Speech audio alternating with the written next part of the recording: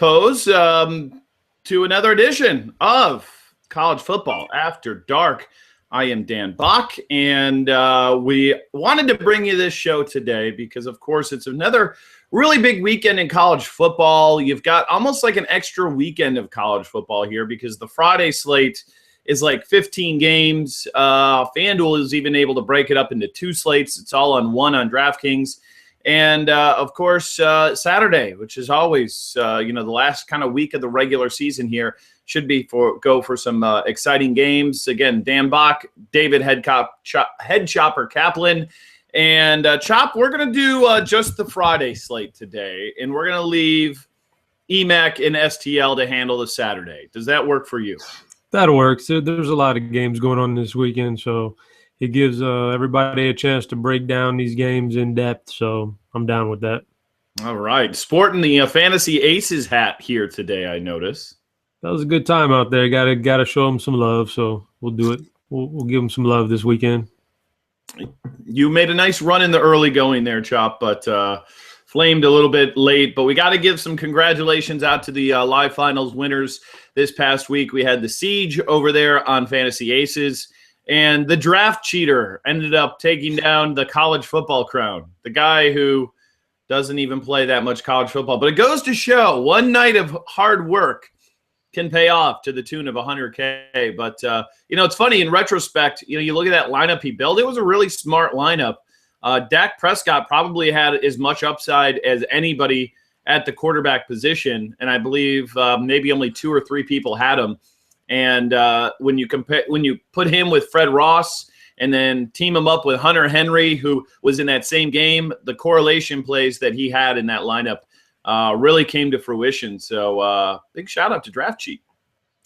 Yeah, well, when you get out there and you got 1 or 2 teams, you've got to make decisions on those kind of spots. You've got so many quarterbacks you want to play, so many running backs, and you got to break it down somehow. And he made the good decisions in hindsight. So, I'll stick with, for myself, Dak Prescott was a great play. I went a different route, and I thought it would be a bigger game from Keenan Reynolds. I don't think a lot of people saw a 50-point Prescott game in the future. That's clearly, not going to happen every week. But that was a good play. He's one of those handful of 5 guys that you would definitely want to play. You just got to break it down sometimes. Sometimes it works in your favor. Sometimes it doesn't. That's tournament life. So props to Draft Cheat for putting it together on one night.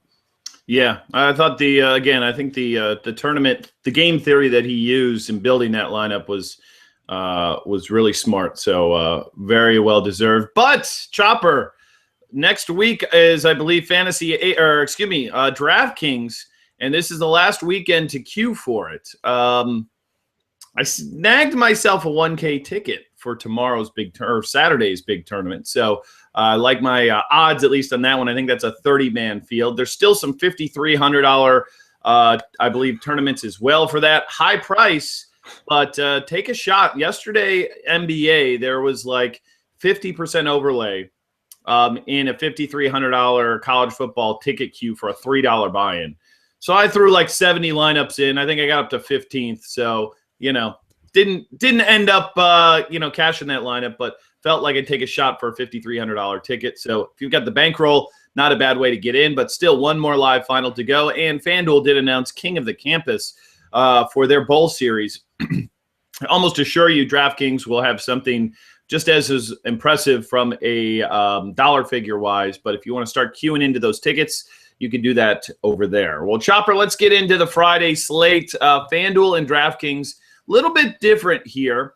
FanDuel split it up between 2 slates, and their early slate, boy, they threw some crap games out there. But again, just because they're crap games doesn't mean that they're crap plays. But I believe this is the first time this season we've seen Troy State, Georgia State, Eastern and Central really make it too often here in terms of the game slate. But it was allowed FanDuel to have 2 separate slates. DraftKings, on the other hand, they're just doing one on Friday, and that will run all day long, starts at noon, and runs throughout the evening. I wouldn't be surprised to see them parse that out into a couple of other slates as well. But that's kind of the lay of the land. Let's kind of start at the quarterback position, and we'll start kind of at DraftKings, where we've got everybody to look at. And there's just so many injuries here this week. And I think this is really one of the most injury-filled weeks that we've had that I can remember playing, where you've got guys like Trevone Boykin against Baylor. We've got Luke Falk. We've got Greg Ward Jr. Stidham, is he going to play this weekend? They obviously have a backup. Heck, Postma even got hurt for Houston this past week. So there are so many injuries here for us to kind of monitor here at the quarterback position. Let's start with TCU Baylor. What's your feeling on this one? Because this game, I think if we looked at it a couple of weeks ago, would have said would have a total maybe in like 85. I'm pretty sure Vegas does not have this one on the board, but looking at it on Friday's slate, what do you think of that matchup? I think it's going to be a good matchup. I think it brings a lot of fantasy goodness. You got to deal with some injuries, though. That's the hard part about it, and it's college football, so perhaps going the DraftKings route where you can change your lineup later on is the proper way, because I got a feeling you're not going to know anything definitive until close to game time on these guys.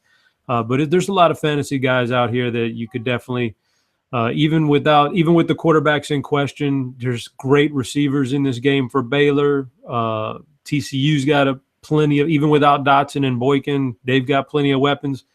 It won't be the same as last week where they went into Oklahoma and faced a really tough Oklahoma defense. Baylor will give up some points and some yards. So guys like Aaron Green, definitely on the board.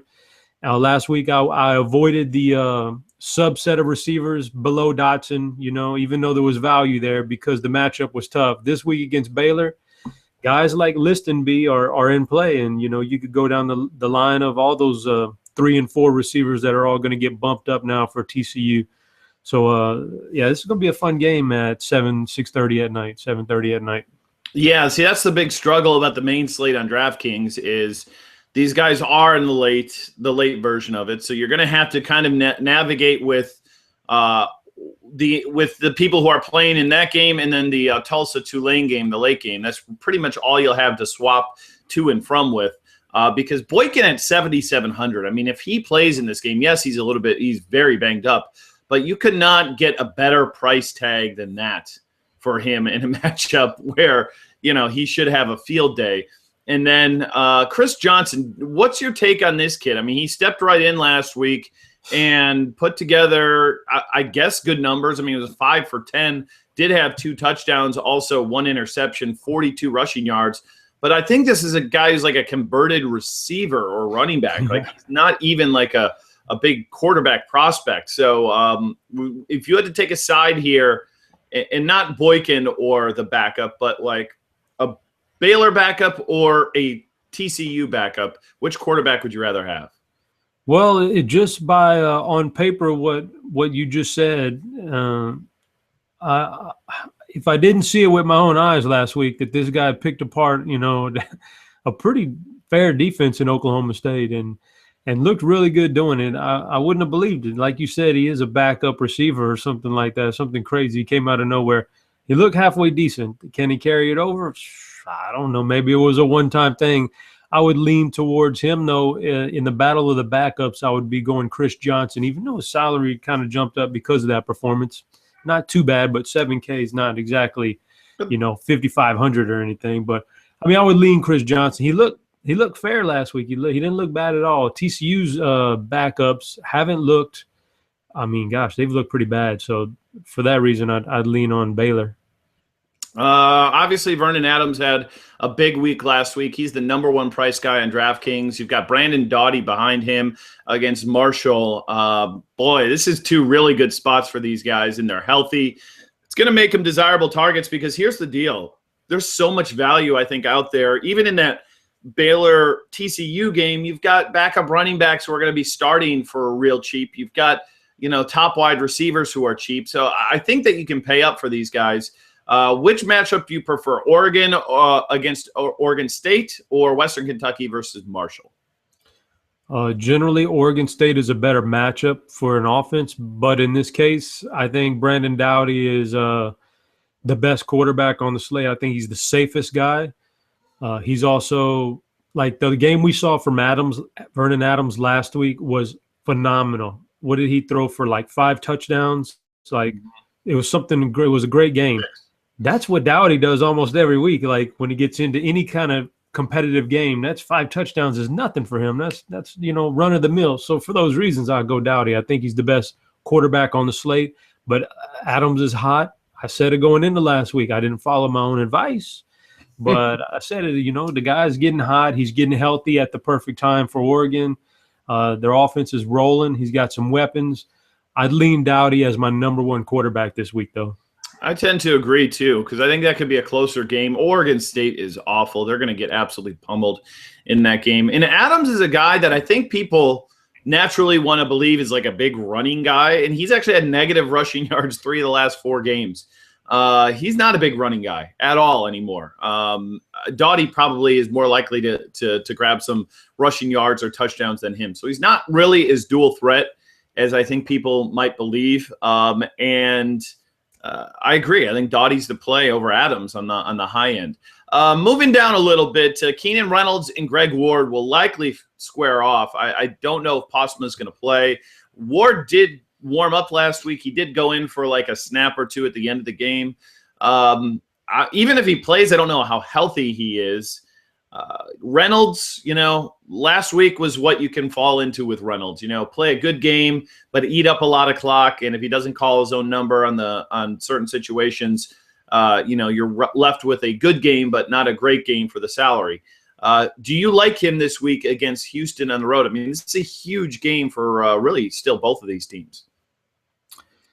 Yeah, it's tricky because Houston's not a bad defense, and like you said last week, we saw what Keenan. That's what he does. When you look at his game logs, that's who he is. Sometimes he's explosive, sometimes he defers, and you don't know what week you're going to get. I think it tends to a lot of it depends on the competition. This is a good game, good competitive game, and also there's a lot at stake for Navy here. So, and for Houston too, I suppose, even though that loss last week really put a damper on them. But I think that Keenan is going to have a good Keenan game. I see 2 touchdowns on the ground at least for him. I think it's a solid competitive game, and he's going to take a little bit more control of the offense. I mean, Tulsa, yeah, they're terrible, and because they're terrible, you didn't see Keenan Reynolds exert himself like he did the prior week or like he does sometimes against good competition. This is a good competition, so maybe he goes out of his way and grabs that extra touchdown or 2 on the ground. So I'm not hating on him. The Houston quarterback situation for me is almost an avoidable situation altogether. They're both banged up, not healthy. It's not that I don't think they'll score points if whoever's in there, but you don't know who's in there. And that Navy defense is not necessarily great, but they do such a good job of keeping your offense off the field that it's hard to get a bunch of possessions. I mean, the possessions and the plays you're going to run almost have no way to go except for down when you play Navy. They're just eat up the clock, and so it makes for a tough situation for a quarterback. If you can't find your rhythm right away against Navy, you're probably in for a terrible day. And so for that, I'd probably avoid the Houston guys, even though they're priced really good. All right, let's go down to the cheaper seats here. Chop, give me a few of your favorites here below this 7K range. Yeah, the one guy that stands out to me is being drastically underpriced is Brett Rippon from Boise State. I think that in general this year I've seen him play some really, really big games. He's got some talent, got some weapons. He got Spearback and a couple other guys. So I think that's a really off price on a game that I think being at San Jose State tends to lend itself to a more competitive game than if it was at Boise. I might be thinking blowout almost. At San Jose, I think it's competitive. I think Rippon is the class of the field at under 7K. I'm a little worried. Doesn't San Jose have one of the better pass defenses out there this year? They had it last year, but I've seen them when they played good teams last year, they got it handed to them too. So I got a feeling that if they're going to concentrate on McNichols, then the passing game I just think it has shootout potential in this game. So yeah, I tend to agree with that side of it. And I mean, we're looking right now, and yardage is sometimes skewed. I should probably look at yards per completion, but right now they are actually best in college football. 158 yards passing allowed, better than Georgia, Clemson, Michigan, Wisconsin. Now, they're also a team that eats a lot of clock and has a good running back that can control the game a good bit. But so that's like my one worry. But the thing about Rypien that I love is that he has that auto hookup with Spurbeck. Like if you're gonna play one, you might as well play the other because they just kind of go hand in hand. What do you think of Brandon Allen? This guy last week went absolutely crazy with 7 touchdowns, 406 yards. It's actually his second 400-yard and 6-touchdown game. He's had 2 out of the last 3, and the other one came against Ole Miss, which is not a slouch defense. Missouri, good defense, very good defense, play slow. If I had to guess what the total is, I haven't looked. I'm going to put it at about 49. So does that make you shy away from a pretty decent price in Brandon Allen at $6K? It's a phenomenal price for a guy who's put up those numbers 2 of the last 3 weeks. I mean, we were talking about it last week. I mean, of all the quarterbacks in the nation, he's one of the guys that you would not pin in this offense with his skill level. You wouldn't think he's got that kind of upside, much less 2 out of 3 weeks. But he's doing it, and he's doing it because teams are trying to, stop Alex Collins and those guys, and it's leaving him wide open for some big plays. This week, no, I mean, I avoid it. All the trends kind of say that, he's not going to put up another game like that. So, and then plus Missouri they're sneaky. I don't even know if they're sneaky good. They're just good on defense, and maybe they slow the game down a little bit. They definitely don't have the type of offense like Mississippi State that can lend itself to a shootout, and I think the shootout is what really gets Brandon Allen going. So, yeah, I'll be avoiding him in just about every game, and to be honest, I'm looking out there, and I'm hoping some guys that, they see the price tag and they want to play him and they chase those points, because I just don't think it's going to happen again like that. Yeah, so a total of 46. They are 2 touchdown favorites in that one. But, again, at $6K, you don't need 6 touchdowns. There's no doubt. But even for him to get 3, I'm not sure that that's quite sure of a thing. The guy who I'm looking at in this low dollar range could be Kenny Potter a little bit against Boise State. I totally whiffed on this in the late slate last week. Maybe it was because I was surrounded by half-naked women and slightly inebriated at the time when I built the lineup. But if I would have used Kenny Potter with Brandon Allen, I probably would have a 50. Actually, I probably have a seat on DraftKings last week. But I didn't. I missed it. And this guy's gone for 44 and 34 fantasy points the last 2 weeks on DraftKings. That was against Hawaii and Navy, but a home game versus Boise. If you're looking for dual threats, this guy, I think, fits the bill for a cheap price tag. I was looking at his game log. He definitely wasn't a guy that I had my eye on at all, going into this week because, they haven't been on the slate here. So you haven't really had to worry about San Jose State. But you're right. He's put up some good performances here. He's taken over for Joe Gray, I believe it is. And so he's definitely priced real well. He's in that range. I could definitely see playing him. Boise State is similar to San Jose State. On paper, the defense is tough, so it's not an easy matchup for either one of these guys, Rypien or Potter. But, you put them on a site like DraftKings where you take 2 quarterbacks, you could put them against each other and, boy, hope for a shootout, and that could win you a lot of tournaments right there.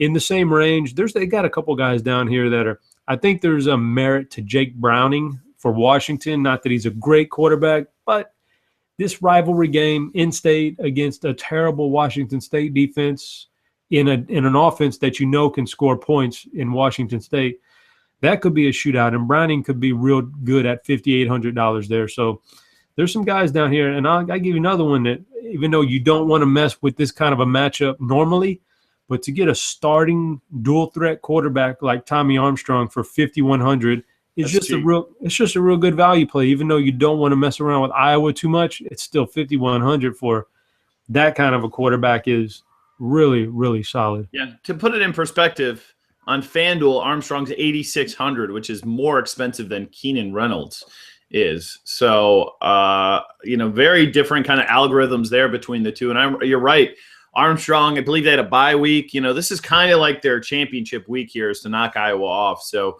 I think that's kind of sneaky, certainly on DraftKings. If you want a FanDuel kind of random gameplay, Nick Arbuckle, Georgia State, he should be able to throw all over Troy. The big drawback is he doesn't really run the football, so you're not getting that dual threat upside there with him. That does bother me a little bit, but he should have a big game. All Georgia State does is throw. So, there's a handful of wide receivers as well for Georgia State to keep your eye on. And Cooper Rush against Eastern Michigan, they suck. Eastern is terrible. Rush, they like to chuck it around, and this is the awkward part with this game here, Chop, and we can kind of segue into the running backs here is Eastern's allowing like 350 yards rushing a game. I don't even know how that's possible, to be honest with you.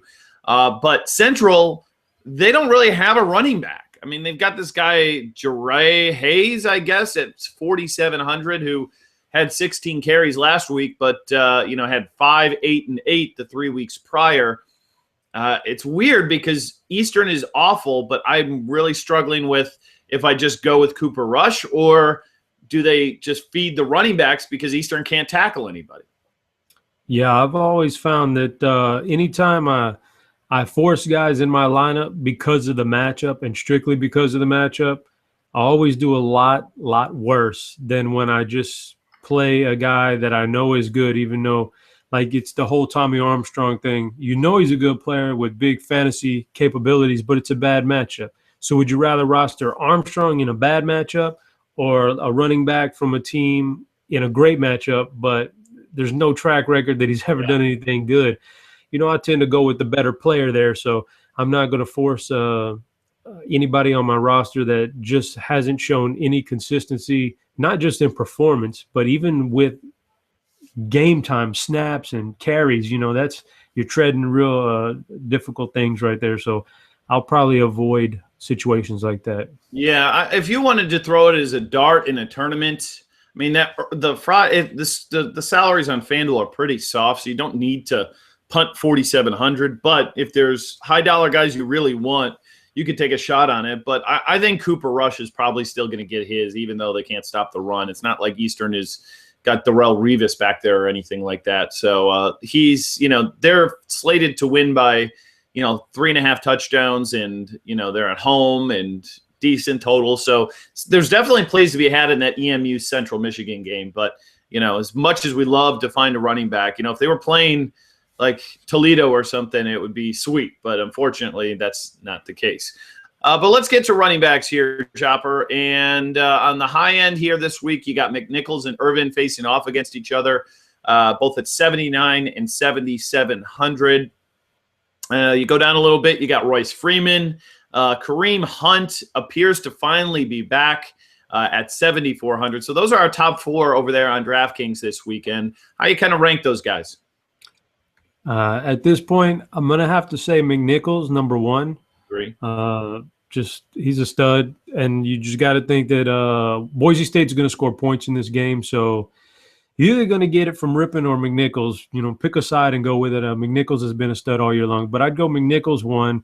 I'm clearly a fan of Royce Freeman this week, but the blowout factor sometimes works against Freeman in that they don't give him as many carries in really bad blowouts like this. So, but I still think he's got such upside. I put him number 2, Hunt 3, and Irvin 4. But even though Irvin might be better than anybody in this whole group, but just for these matchups and this week, that's the way I'd rank them. I'm with you on those exact ranks. Freeman, big game last week, just didn't get in the end zone. Hunt is finally starting to come back a little bit, but McNichols, I saw your write-up again. If you haven't seen it, should be from some free content on the Friday slate there as well that Chop wrote. McNichols a touchdown every game this year, so as you put it, he's got a pretty high floor, to say the very least. I'd expect him to get in once again here. Moving down to this next tier, it's kind of interesting because you got some injuries here. Devin Johnson not likely to play. Then you've got Shock Linwood not likely to play. You've got Kenneth Farrow, who's highly questionable for Houston. And then it leaves us with the Aaron Greens, the Anthony Wales, the Alex Collins, throw in some, Quadre Allison, Jamari Bogan, LaShawn Daniels, those type of guys. For me, I think Aaron Green's really where I want to go here, especially if we're without Trevone Boykin. I mean, Green last week got shouldered a ton of carries against a pretty good defense there in Oklahoma, and 5.3 yards per carry, had a touchdown. And I think we're going to see the same thing from him. I think he's underpriced at 6,200. I think he should probably be a 7K back here. He's probably my favorite guy in this range. Yeah, I was going to say the same thing. If Boykin is out, I think Green moves up pretty substantially on the charts. He's going to get a lot of work finally. If Boykin is out, that's a lot of stuff going on in his favor. I mean, you get around the goal line, and he's actually going to get the carries now. There's just a lot going on there for Aaron Green. If Boykin's out, he moves up way up there. I like Anthony Wales in this category. The matchup isn't great for Alex Collins, but Brandon Allen had the big game 3 weeks ago. Then the next game, it was Alex Collins. Then last week, it was Allen again. So if we're going by that pattern, maybe this week is the Alex Collins week. And remember, Alex Collins, when he had his big game 2 weeks ago, I believe it was Alabama he tore up. So, he's pretty much matchup proof when it's in that scenario. The injury to Farrow definitely scares me off of him. Quadri Allison against Miami, I think he could have some success. He's a big guy. He's been scoring touchdowns. Bogan seems to have somehow, believe it or not, has a better grasp on this backfield than Jarvion Franklin, and I would have never thought that coming into the year. So Bogan is in there, and I mean, there's a handful of guys down here that you mentioned. Yeah, you didn't mention Yerby. I like Yerby this week too against Pittsburgh. Pittsburgh's not a bad defense, but he's looking better.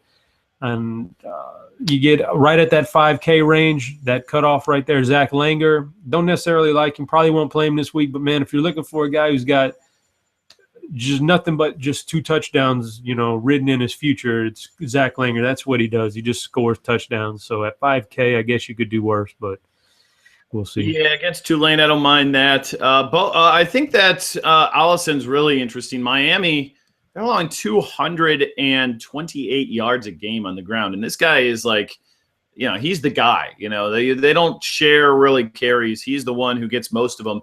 And you look at a guy like LaShawn Daniels, who does share carries. Yes, he had touchdowns, but most of that work was done by Canzeri and Wadley, kind of in between the 20s.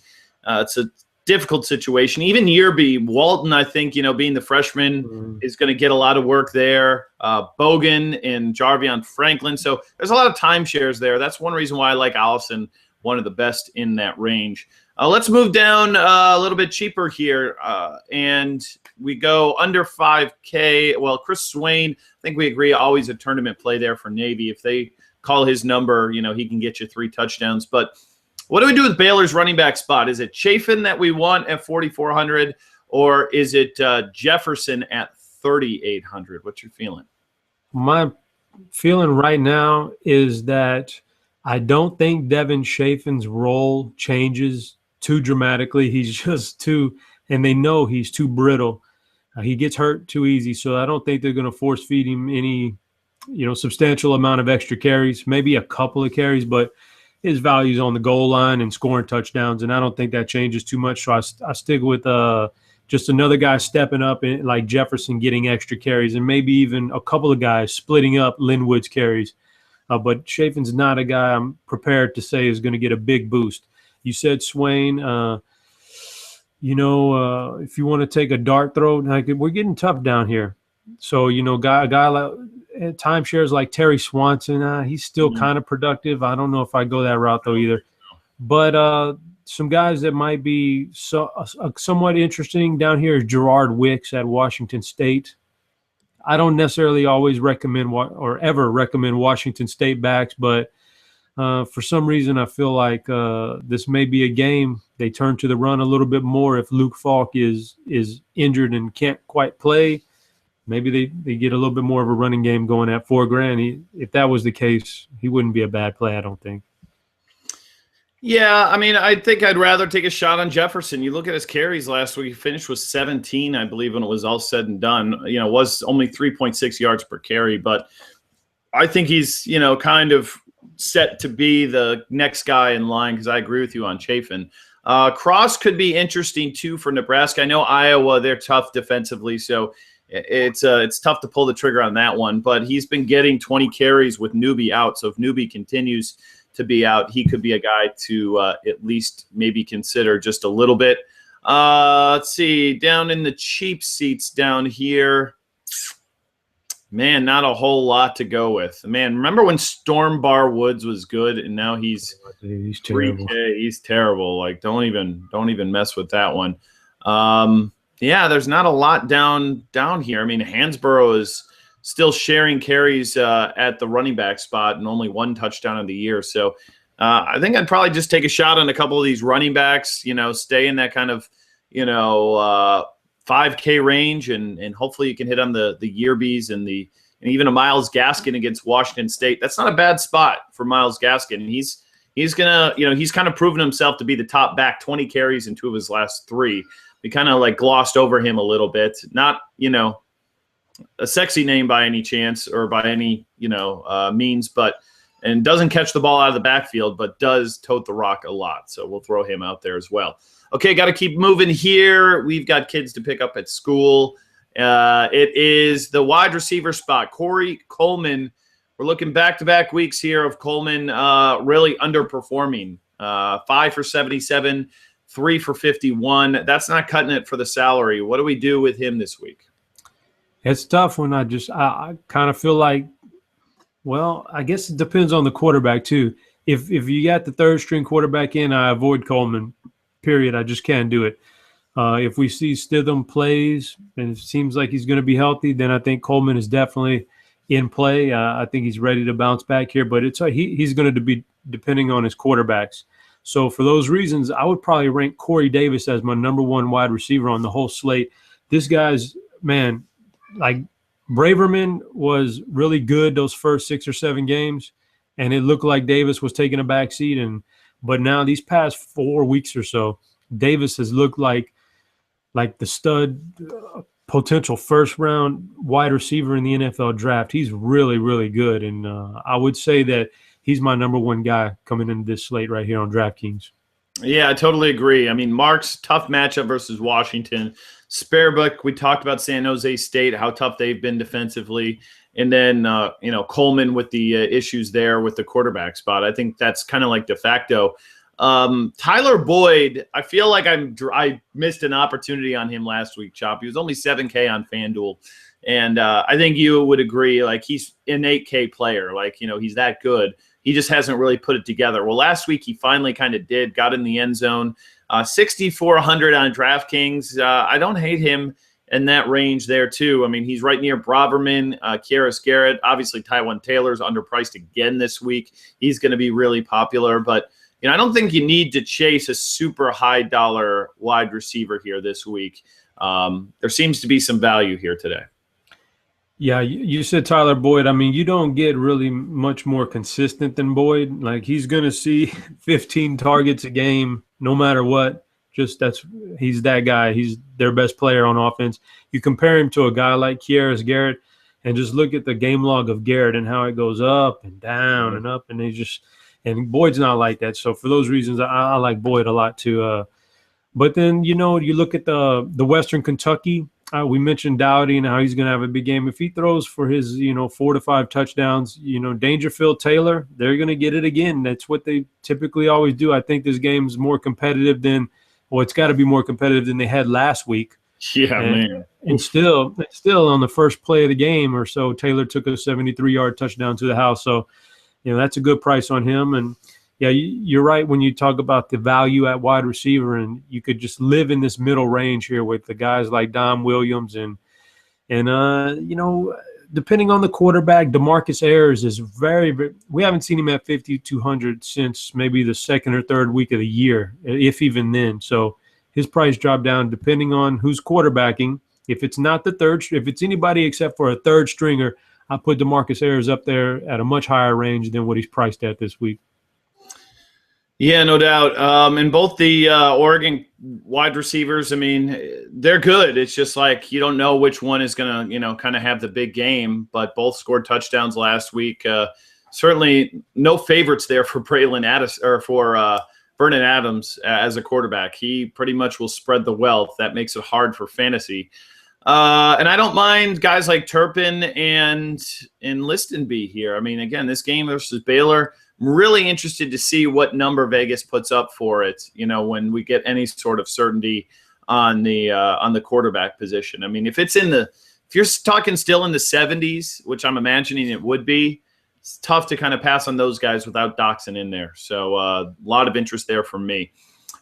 Moving down a little bit into the 4K range, Devontae Allen against Western Kentucky. They're going to need him to have a big game, and he's had a few already this season. 5 touchdowns on the year. Against Charlotte a couple games back, had a 44 fantasy point day. So he is the top receiver there in a game which should be back. We'll see how much back and forth, but should at least be high scoring. Who else you like kind of in the 4K range? All right, well, Drew Morgan is underpriced, and I know it's not an easy matchup against Missouri, but, boy, he's been really good this year since all the injuries took place. And last week was the Hunter Henry game, so I would expect maybe a little bit more Morgan this week. It's just a good price for a guy who's that involved in the offense. We mentioned the matchup being real tough with Iowa, but if you think Tommy Armstrong is going to do anything through the air, $4,000 for Jordan Westerkamp is pretty darn good steal right there. So I don't mind that at all. If you want to get down there and play the game flow type of situation and you think Oregon's going to jump out to a big lead, Victor Bolden typically has been getting a little bit more work with the new quarterback for Oregon State. So he should see a handful of targets. If you think it's a bunch of catch-up time for Oregon State, the whole second half, then maybe Bolden gets a cheap touchdown. At 3,800, now you're down here in this range. You're just talking basically about dart throws, so you take your chance. And in this range, why not play a tight end if you really need to save some money? Yeah. A Hunter Henry, even if Tyler Higbee should be back this week and should be as healthy as he's been since he hurt his knee that game 5 or 6 weeks ago. You're below 4,000 here. You're not looking for a whole lot. If any of these guys are capable of getting you a touchdown, and that's all you ask for out of this range right here. So play yourself a tight end. Yeah, Freeman, you've got there. Perkins as well of Washington going against WSU. I totally agree. Justin Hobbs, I don't hate on him a little bit at 3,500. I know his logs have been a little bit disappointing here lately, but I'm expecting Tulsa to probably handle Tulane pretty well. You're looking at a total of 64 in this one. So that's high. And the line is only 7 right here for Tulsa as a road favorite. So you've got, a guy like Hobbs at 3,500. Teddy Veal is probably the number 1 wide receiver for Tulane, and he's 3,600. So I think there's opportunity when you find those high total games, especially when they're kind of lesser known teams, you can find great opportunity there. And I think we might have it there. So those are a couple guys to look at as well. Man, I don't know if I can get behind Jordan Villeman anymore at 3,100. He's burned me enough this year. 3,100 though. I mean, that's as for that price range, he's as good as anybody you're going to find at that price range. So, yeah. And Devin Breaux, there's another guy 3,100 for Tulane to keep your eye on if you need a 3K crapper here on the Friday slate. All right, let's move to FanDuel real quick. We talked about, I guess, some of the tight ends there. Is Higbee supposed to play this week? I'm not sure, but if he does, I'm sure that he'll, makes for a good option. He usually does, but I got to check the injury reports. Yeah, I thought he was scheduled maybe to come back this week. I don't know why I was thinking that. Maybe 4,500 this week, so pretty expensive coming off the injury. But a couple of guys to look at. Maybe Ben McCord on Central against Eastern at 3K.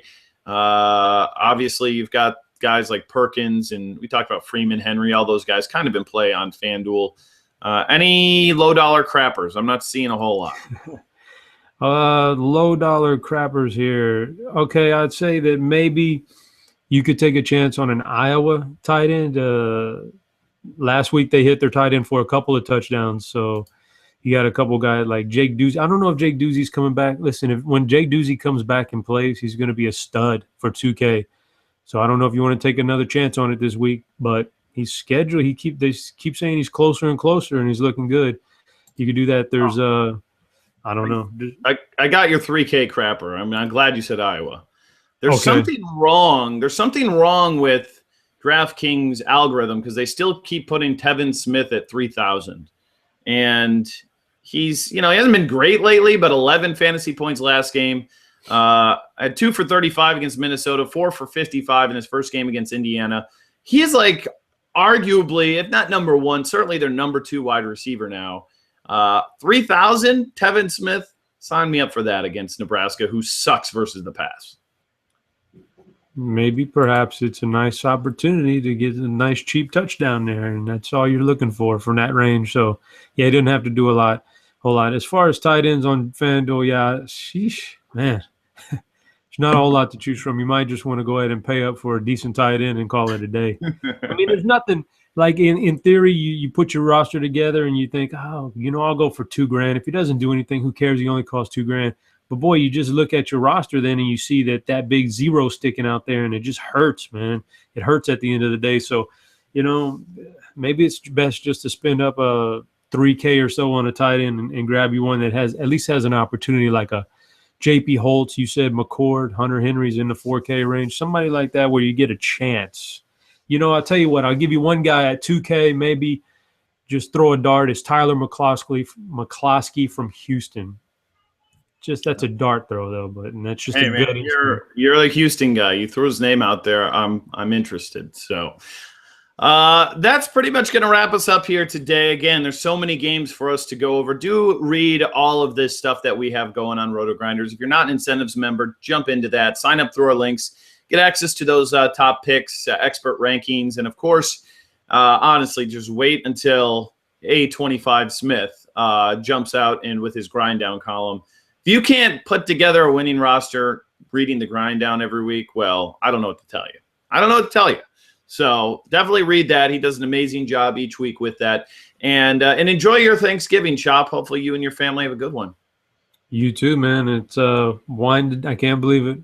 The football season in college has already flown by to where we're on things now. This is the best weekend for college football of the year, but then again, it also signifies the end of it, so it's bittersweet. Yeah, a little bit into at least we still have championships and bowl games. Bowl games take like a month and a half anyway, so we've got that in our favor. But do check out EMAC and STL Cardinals. They're coming up on Saturday morning at 10:30, and this is the first of 7 hours of Grinders Live here today on the Wednesday before Thanksgiving. Unbelievable. So we got hockey coming up at 2:30, 3 hours of NBA, and then 2 hours of NFL talk, 8 and 9:30 tonight. So that does it for us. Thanks for watching. Back again next week. Oh, no, next week we'll probably be out. So we'll do maybe a bowl edition of College Football After Dark. So we will talk to you a little bit later. For Head Chopper, I'm Dan Bach.